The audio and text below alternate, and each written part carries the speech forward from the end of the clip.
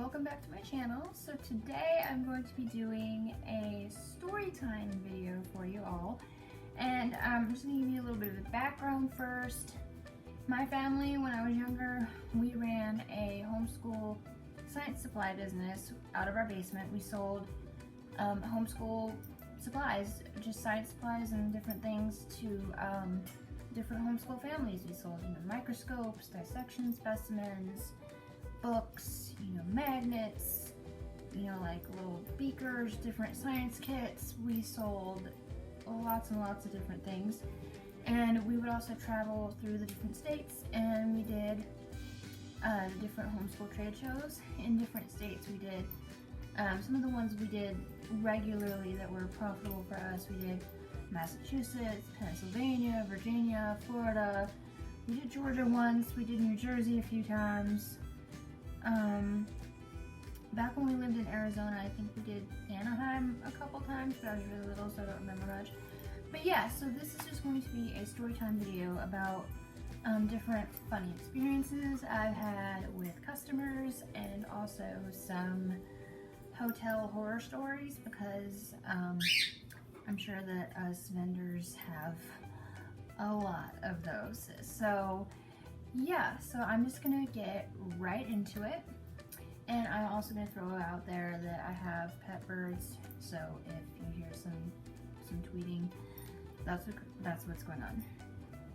So I'm just gonna get started. Now these aren't gonna be in any particular order. I don't really remember like what year any of these were from, or which hotels, or which convention, or any of that stuff. It's just a random like mix of things that I remember from throughout the year. So I think I'm gonna start with some of the hotel horror stories.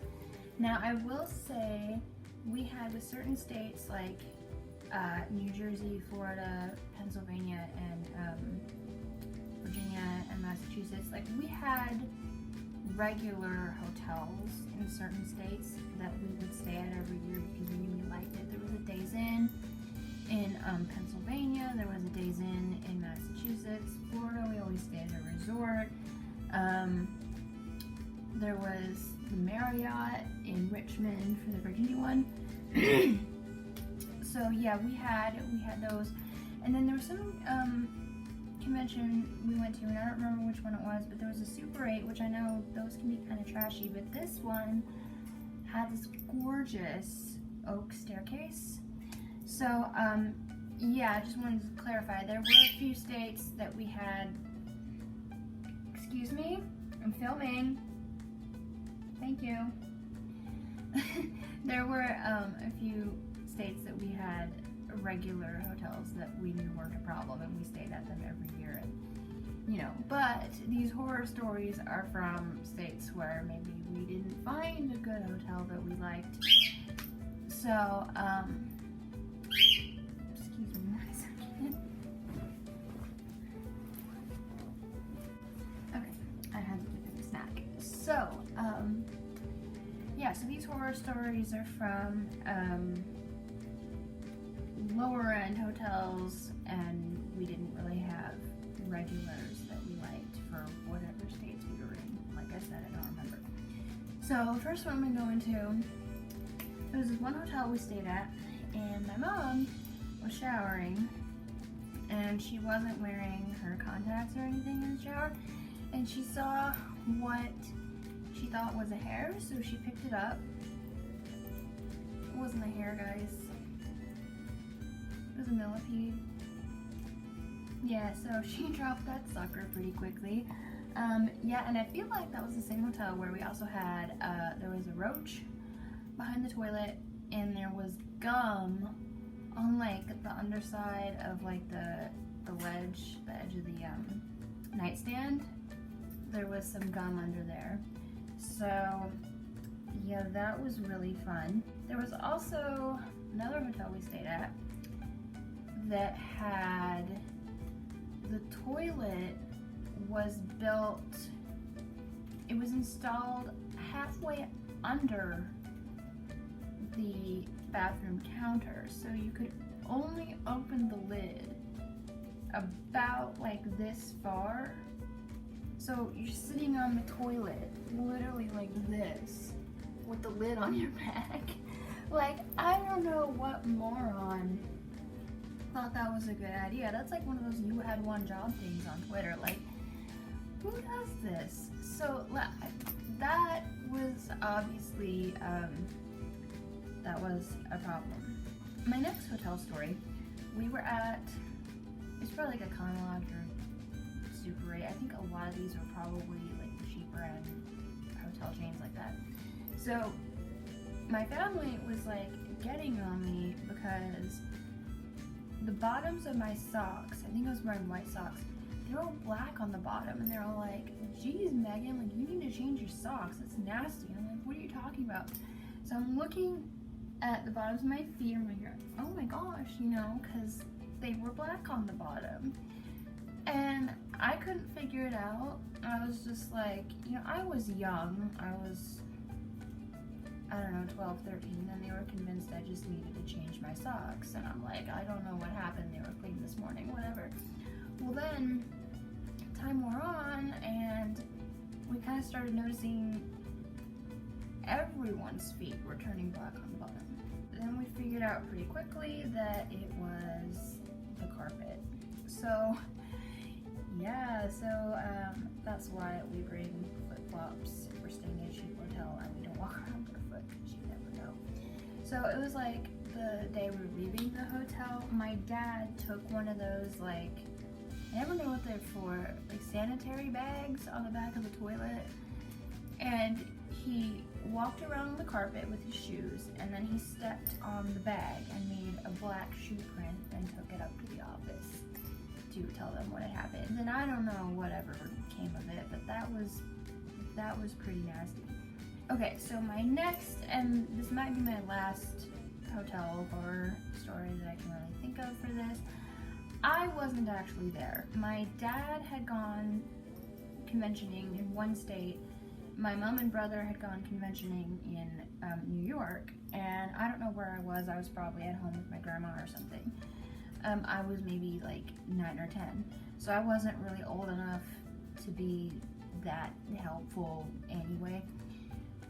Also, I was really shy at that age and had an issue with talking to customers. So my mom and my brother were in Syracuse, and they were staying at an Econo Lodge. And so first off, they get there, they check in, whatever, and there's, you know, 2 beds, and they're each, you know, they're gonna take a nap on the beds. While they're napping, the staff comes in with towels. So my mom and my brother just sit up, shocked, and the staff is shocked, and they just turn to the left right away. So that was less horror and just kind of funny. And these little Indian people. And so then my brother went over, I don't know if this was the same day or whatever, but he went over to, like, next door, there's a like convenience store that was run by the same Indian people that ran the hotel. And so he got like a Butterfinger or something, and you know how on the back of the candy bar there's that little flap in the back of the wrapper? He goes to open it. Guys, there was a mouse poop in the wrapper. So he had to throw it away, you know, because you never know, it could have diseases, whatever. So there's that. Well, that's not even the worst of it. You think that's the worst part of this? No, I'm not close to being done. So the hotel was so dirty. They didn't clean the rooms very well. So there was like, I'm not sure what all, but I think I seem to remember them telling me like the shower drain was clogged. The window was dirty. You couldn't even see out of it. You'd be driving past and there was like dirt on all the windows. You couldn't see through them. But the icing on the cake, there was an olive in the sink. I'm just like, that's so nasty, right? So she asked to make sure they would clean the room. Well, the staff came in and, you know, cleaned it, whatever, and it didn't really look any cleaner. So my mom, the next day, she had to leave a note with a list. I want the olive out of the sink. I want the shower clean. I want my window cleaned. Whatever else was wrong, I don't remember. Well, that day, they get home from the convention, and they're driving past, and it's like Mr. Pine's purple house or something. There's the one window that's clean. All the other windows were still dirty. There was the one window that was clean. So, yeah, that was, that's probably the worst. That's not the worst hotel horror story I can tell you that I've experienced or that my family has experienced, but that's the worst one that's convention related. So now I think I'm going to move on to the actual convention stories. So this is just some funny experiences that I've had with customers. So I'm going to give you some background on one of the particular products that we sold, because this was one that we got a lot of funny comments about. So we sold something called owl pellets. Now what this is, for those of you who don't know, this is like when your cat coughs up a hairball, and in this case it's the owl coughing it up, and you dissect it and you can find bones in there and you can see what the owl had for lunch. And you know, so many people thought it came out the other end that we had to make a sign straight from the owl's mouth, all capitals, and we still had people thinking it was owl poop. Don't ask, I don't know.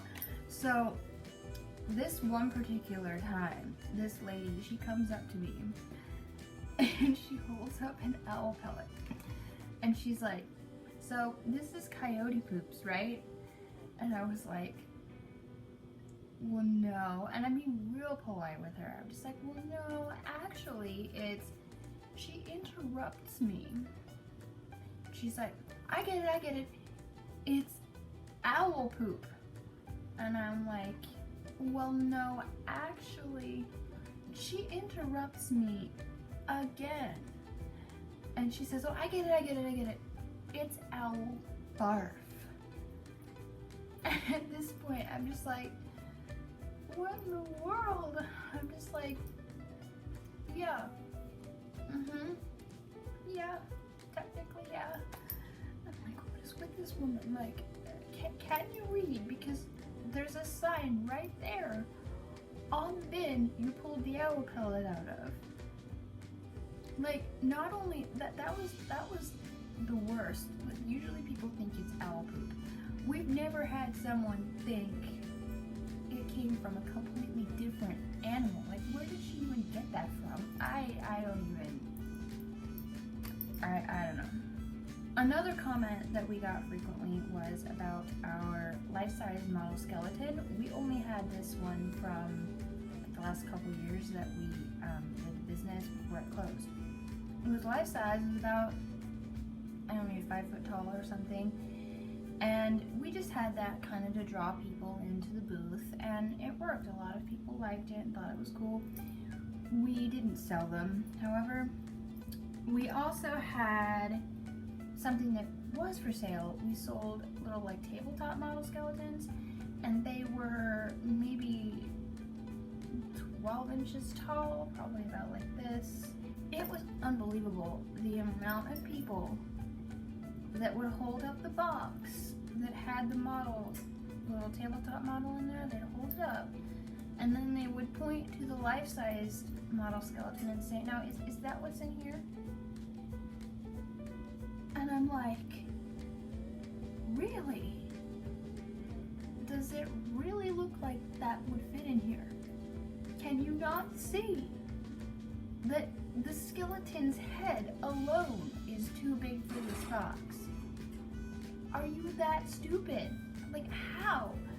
It got to a point where I was so fed up, I just wanted to say, yeah, it's a grow-a-skeleton, just add water.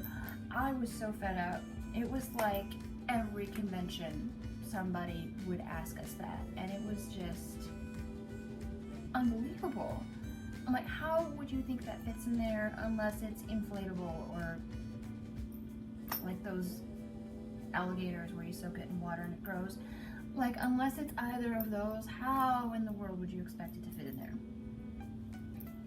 Beats me. And going along with the the skeleton, the life-size model, I still think, I've said this before to my family, and I still think this is true, that we would have possibly been able to sell at least one of those per season, because we did have at least 1 or 2 customers per season would ask, you know, how much for your skeleton, whatever. I think we could have sold them, but we never did. But we had someone ask us once, well, she asked me specifically, she saw the box under the table and maybe thought we were selling one or whatever. She said, excuse me, how much for your whole skeleton? And I'm like,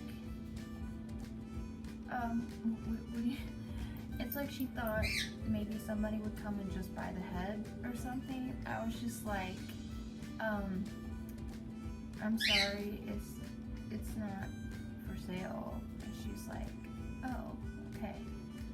And I'm like, what do you mean? How much for your whole skeleton?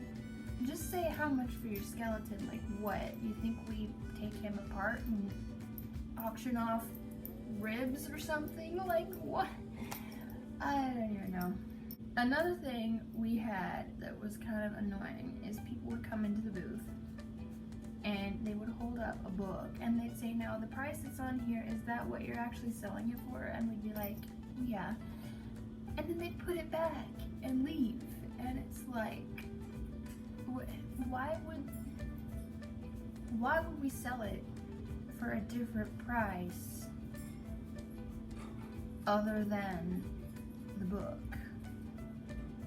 Like, other than what's printed on there. I just thought that was really odd. But you know, people will be people. People will be people.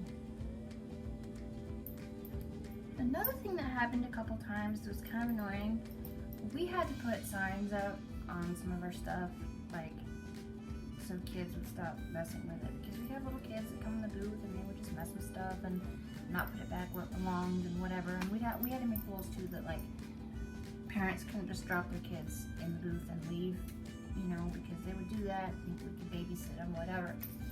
So we had little signs up like, please do not touch or whatever. I one time had someone correct me. I was organizing stuff or whatever and they were like, oh, don't touch that. And I was like, I work here. And they were like, oh, I'm sorry. And I'm like, do you not see my name tag? It says vendor on it and the name of my business. Like, I don't know, honestly. But I think that is about it for this video. I hope you guys enjoyed. I hope you guys got a laugh. If you are a fellow vendor, feel free to comment below your own funny story, your own hotel horror story. I would love to hear it. Overall, you know, doing these homeschool conventions was a wonderful experience. It was something I look back on with a lot of fond memories. It was a lot of work, but stories like these are what kept it entertaining and kept it from being boring all the time. And you know, it's just stuff like this that kept it interesting, and there were a lot of unforgettable moments during this whole period in my life. So I'm grateful that I got to have the experience to do all of these homeschool conventions for as long as I did, because it truly was a great experience. And I learned a lot from being able to do that. So I'm very grateful to God for giving me that opportunity. Anyway, I hope you enjoyed this video. I hope you got a laugh. Give it a thumbs up if you liked it, and make sure to stay subscribed to my channel. And I will see you in my next video. Bye!